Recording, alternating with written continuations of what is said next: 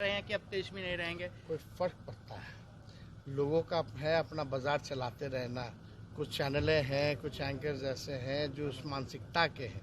उन लोगों को अनपक्ष रहता है इस बात को लेकर के कि भाई सारा काम कर रही है सरकार, इतना स्मूथली सरकार चल रहा है, वेल कोऑर्डिनेटेड चल रहा है और लोगों के लिए कल्याणकारी योजनाएं भी ला रही हैं, लोगों का कल्याण भी कर रही हैं, नौकरियां भी दे रही हैं, अब शिक्षक पढ़ा भी रहे हैं, स्कूल भी पहुंच रहे हैं, सारा काम हो रहा है। सर, जो कल तक एनडीए के नेता नीतीश जी को क्रिटिसाइज करते थे, आपका क्रिटिसाइज करते थे, आज जो नीतीश जी को ऑफर देने लगे हैं, क्या वजह है कि कल तक जो कुशासन की बात कर रहे थे कि नीतीश कुमार बेकार हो गए, स्वागत है? कौन क्या बोलता है? कोई अथॉरिटी है? कोई जो भी लोग बयान देते हैं वो लोग अथॉरिटी है क्या? तो ये सब बेकार की बात है। आरजेडी बताया गया प्रधानमंत्री को। देखिए ये देवगौड़ा जी के समय से सीबीआई लालू जी के खिलाफ कार्रवाई कर रही है। यूपीए में जब सरकार में थे तब भी तोता बताया गया था। देखिए ये लोग जो भ्रष्टाचारी है, भ्रष्टाचार करने वाले लोगों को यही लगेगा, उनको जेल जाना पड़ेगा, कोई रोक नहीं सकता है। भ्रष्टाचार में जो लिप्त होगा उनको जेल जाना ही पड़ेगा। जेडीयू में कुछ खेल चल रहा है क्या? हाँ, जेडीयू में कुछ खेल चल रहा है क्या? देखिए हम लोगों का स्पष्ट मानना है, भारतीय जनता पार्टी नीतीश कुमार जी और लालू प्रसाद जी से दोनों से लड़ेगी और दोनों को 2024 में हराने का काम। हाँ, तो ललन जी उस पार्टी में है क्या भाई? क्या टेकर था? तो नीतीश कुमार जी पार्टी को तय करते हैं कि कौन, वो तो कभी इधर बनाएंगे कभी उधर बनाएंगे, उनको तय करना है। और जहां तक जनता दल यूनाइटेड का सवाल है, हम लोग पूरी तरह लालू प्रसाद जी से और नीतीश कुमार जी से लड़ने के लिए तैयार हैं, जिस रूप में आए लड़ेंगे। ऐसी खबर आपको भले आ रही है, लेकिन न हम लोगों को न पार्टी कार्यालय को किसी को ऐसी सूचना नहीं है। ललन सिंह के इस्तीफे को लेकर पूरा चर्चा हो रही है सर। क्या? ललन सिंह के इस्तीफे को लेकर चर्चा हर जगह हो रही है। कहाँ चर्चा हो रही है? हमारे पार्टी ऑफिस में तो कोई चर्चा नहीं है, न जानकारी है।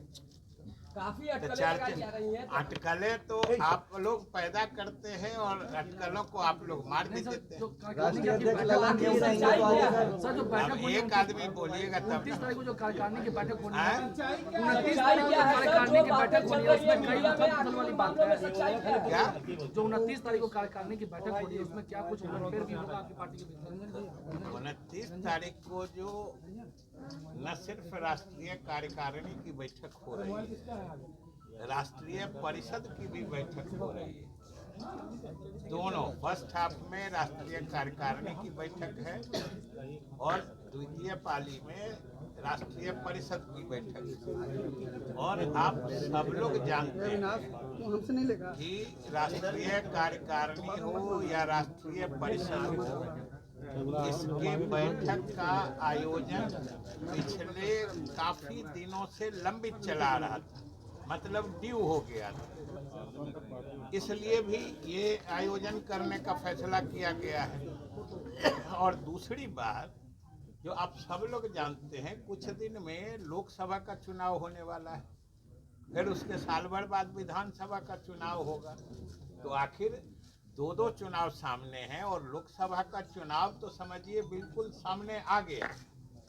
तो उस परिस्थिति में जनता दल यू की तो राष्ट्रीय कार्यकारिणी और राष्ट्रीय परिषद की बैठक लाजमी है कि उन चुनावों में हमें हमारी क्या रणनीति होगी, या हमारे जितने वर्कर या अलग अलग प्रदेशों से भी जो हमारे पार्टी के अधिकारीगण आएंगे, वो इन मुद्दों पर आगे बात करना चाहते हैं, कैसे बात बढ़ाना चाहते हैं, या फिर इंडी गठबंधन जो है, जो इंडी अलायंस है, इसमें भी अनेक पार्टियां हैं, चुनाव सामने है, सीटों के बंटवारे पे बात होनी है।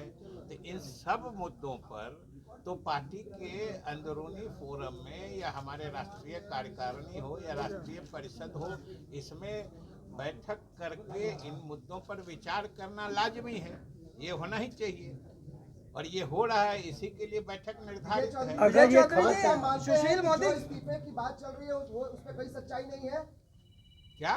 इस्तीफे की जो बात चल रही है राष्ट्रीय अध्यक्ष की, उसमें कौन बात चला रहा है? कौन बात चला रहा है? खबर अब फिर खबर तो आप पैदा करते हैं, खबर आप मार देते हैं। सुशील मोदी कह रहे हैं कि लालू जी से सुशील मोदी ललन सिंह की नजदीकी लालू से ज्यादा बढ़ गई है, इसलिए नीतीश कुमार की नाराजगी है। देखिए, सुशील मोदी जी जदयू की बात इसलिए करते हैं कि उनको अपने दल में कोई नहीं पूछता है। आप किसी इतने बड़े बड़े नेता भाजपा के आते रहते हैं, भाजपा में इतनी गतिविधियां चलती हैं, इतनी बैठकें होती हैं, कहीं आपने उनकी कोई उपस्थिति देखी है? तो सवाल है कि जब अपने लोग नहीं पूछते हैं, छोड़ देते हैं, तो आदमी का मन, दिमाग, विचार ये सब भटकते रहता है चारों तरफ। तो वही उनका विचार भटक रहा है। जदयू में अंदरूनी खाई बढ़ गई है क्या? जदयू में अंदरूनी कोई खाई की तो बात छोड़ दीजिए, कोई खरोंच के निशान भी नहीं है, तो बढ़ने घटने का कहाँ सवाल? तो फिर ये चर्चा कैसे आती है कि लालू? चर्चा आप लोग पैदा करते हैं। अगर ये खबर सच होती है तो क्या जदयू को अगर ये खबर सच है, सच्चाई है, तो क्या जदयू को भारी नुकसान उठाना पड़ सकता है? अगर मगर में न सवाल होता है और न अगर मगर में जवाब होता है। आप ये कह रहे हैं कि कोई इस्तीफा नहीं हुआ है? कौन? आपके हिसाब से कोई इस्तीफा हम जो बोल रहे हैं वही बोल रहे हैं। आप चाह कर भी अपनी बात हमसे नहीं बोलवा सकते, समझ गए ना? हम जो बोल रहे हैं वो आप सुन रहे हैं और वही समझिए। अच्छा, आप जो चाहते हैं वो बोलने के लिए हम थोड़े यहाँ बैठे हैं, हम तो जो सच्चाई है वो बोलने के लिए बैठे हैं। विजय जी, आखिर किन परिस्थितियों में जो सभा होने वाली थी अति पिछड़ा का या रामगढ़ में जो सभा है वो कैंसिल करने? नहीं, अभी सभा कैंसिल करने का कहाँ बात है। पार्टी जब सोचती है, और कर्पूरी ये समझ लीजिए कि कर्पूरी जी की जयंती का कार्यक्रम हमारे नेता मुख्यमंत्री नीतीश कुमार जी ने ही मनाने की शुरुआत की, और उस दिन सबसे अधिक उनके प्रति श्रद्धांजलि हम लोगों का दल और हमारे नेता ही समर्पित करते हैं। हम लोग उनके गांव जाते हैं पितौजिया में, यहाँ पार्टी की तरफ से कार्यक्रम होता है, और इस बार भी हर जिला मुख्यालय में कार्यक्रम होने का ये निर्णय लिया गया है। ये तो और अच्छी बात है, पूरे बिहार में कार्यक्रम। सर, नियोजित शिक्षकों को राज्यकर्मी का कैसे देख रहे हैं? लीजिए, हम लोग तो अब ये कैबिनेट से पास करके हम लोग दोनों आदमी आए हैं और सही देख रहे हैं, इसको सही मान रहे हैं, तब ना हम लोग पास। सीट शेयरिंग होना है सर, महागठबंधन में सीट शेयरिंग होना है, ये बात कब तक तय हो जाएगी? क्या आप लोग में आपसे सब कुछ ठीक है? ये आप लोग कम से कम मीडिया के लोग इत्मीनान रहिए कि हम लोग इसको समय जो भी उचित समय होगा उससे पहले तय करें। सर, विपक्ष आरोप लगा रहा है कि बिहार में अपराध का ग्राफ बढ़ा है, दरोगा को गोली मार दी जा रही है, बच्चे और महिलाएं सुरक्षित हैं। जो घटनाएं घट रही है उससे कोई इनकार नहीं कर सकता है, लेकिन ये भी बात आप देख रहे हैं जो विपक्ष नहीं बोल रहा है कि घटनाएं घटती हैं तो अपराधी पकड़े जाते हैं, कानून के हवाले किए जाते हैं और उनको दंड और सजा मिलती है। ये भी बात कहनी चाहिए, और हम लोग यही कहते हैं, हमारे सुशासन की पहचान यही है। मुख्यमंत्री नीतीश कुमार के विधि व्यवस्था का जो उन्होंने इंतजाम किया है, या इसका जो सुशासन हम करते हैं, सुशासन की यही पहचान होती है कि अपराध घटने की या अपराध होने की स्थिति को हम लोग न्यूनतम स्तर तक ले जाना चाहते हैं। लेकिन अगर कोई अपराध करता है तो अपराधी पकड़े जाते हैं, बख्शे नहीं जाते हैं, और उनके खिलाफ सरकार और प्रशासन सख्त कार्रवाई करता है। शिक्षा के मंदिरों में, कॉलेजेस में, यूनिवर्सिटीज में जब कक्षा की घंटियां और शैक्षणिक वाद विवाद की आवाज की बजाय गोलियों और बमों की आवाज गूंजने लग जाए तो समझ लेना चाहिए कि जंगल राज स्थापित हो चुका है, कुशासन अपनी चरम पे है। यही कुछ हालात हैं पटना विश्वविद्यालय और बिहार के बाकी कॉलेजेस का। 160 साल पुराना कॉलेज है पटना कॉलेज। ब्रितानी उपन्यासकार E.M. फॉरेस्टर ने अपनी किताब ए पैसेज टू इंडिया में पटना कॉलेज को पूर्व का ऑक्सफोर्ड कहा था, और आज उस पूर्व के ऑक्सफोर्ड के प्रधानाध्यापक के पद के लिए कोई तैयार नहीं है। उसका प्रिंसिपल कोई नहीं बनना चाहता है। तरुण कुमार जी जो प्रिंसिपल थे उन्होंने इस्तीफा दे दिया। उनके बाद सीनियर मोस्ट रविंद्र कुमार जी को निवेदन किया गया, उन्होंने मना कर दिया। उनके बाद जो सीनियर मोस्ट है संजय जी वगैरह वगैरह सब ने मना कर दिया। कारण यह है कि पटना कॉलेज और बाकी सारे कॉलेजेस जो बिहार के हैं उन पे माफियाओं और गुंडों ने कब्जा कर रखा है। लालू प्रसाद यादव और राजद के माफिया और गुंडे बिहार के शैक्षणिक परिसरों में काबिज हो गए हैं, और जिन कॉलेज जिन यूनिवर्सिटी से पहले कभी स्कॉलर्स निकला करते थे, आज के दिन में वहां से गुंडे और माफिया निकल रहे हैं। राजद के अपराध की फैक्ट्री में नई भर्तियां हो रही हैं। लालू प्रसाद यादव के सरकार में आने का यह मनोवैज्ञानिक इफेक्ट है। लालू प्रसाद यादव सरकार में आएंगे तो यह सब होगा ही होगा, और जो लोग बिहार की इस बदहाली पे चुप बैठे हैं, जो तटस्थ हैं, बिहार उन्हें कभी माफ नहीं करेगा। शिक्षकों को लेकर बता नियोजित शिक्षकों की जो मांग थी वो महागठबंधन सरकार आज पूरा कर दी है।